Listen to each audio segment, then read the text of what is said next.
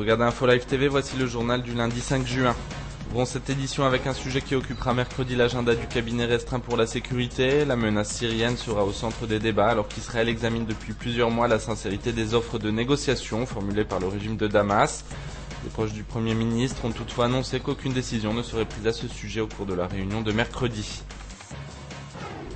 Au Liban, alors que l'armée poursuit son offensive sur le camp de Nar el-Bared dans le nord du pays, on apprend ce lundi matin que des affrontements ont eu lieu dans un autre camp de réfugiés palestiniens dans le sud du pays, en plein fief du Hezbollah, le camp d'Ain al-Khiloué, et depuis ce matin le théâtre de violents combats entre l'armée et des rebelles sunnites du Jund al-Sham.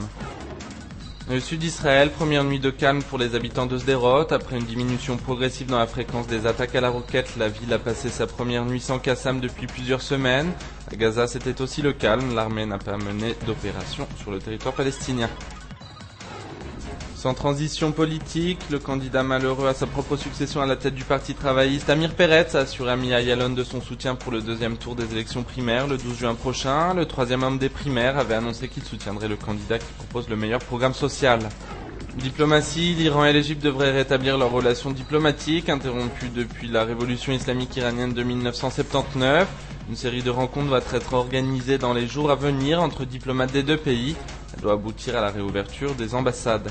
Restons en Iran où la télévision d'État diffuse sa propre version de la Shoah dans une série qui se déroule en partie à Paris. On peut y voir notamment un jeune Allemand expliquer les persécutions qui visent les Juifs dans son pays. La diffusion de cette fiction intervient alors que le président iranien Mahmoud Ahmadinejad déclarait hier que le compte à rebours pour la destruction d'Israël était en marche. Enfin, avant de refermer ce journal, un mot de sport et de tennis avec cette grosse déception. Shahar Harper, qui portait tous les espoirs israéliens sur la terre battue de Roland Garros, s'est fait éliminer hier en 8e de finale par la numéro 3 mondiale, la russe Kuznetsova. Votre programme télé, c'est un reportage exclusif sur les apprentis terroristes palestiniens. Et puis n'oubliez pas mardi à 10h notre débat spécial Info Live TV, qui pour succéder à Amir Peretz, Ayalon ou Barak.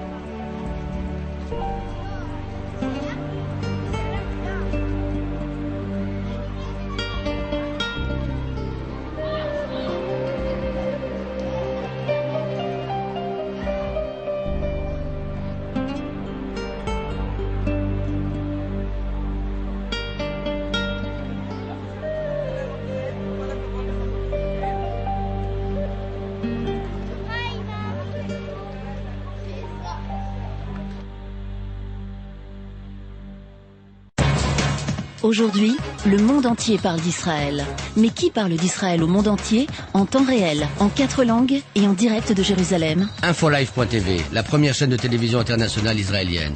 24 heures sur 24, 7 jours sur 7, suivez de l'intérieur l'actualité d'Israël et du Moyen-Orient. Des reportages, des interviews, un grand journal et des flash infos en images dès que l'actualité l'exige. Infolive.tv, votre regard direct et vrai sur l'actualité d'Israël. Retrouvez Infolive sur internet www.infolive.tv.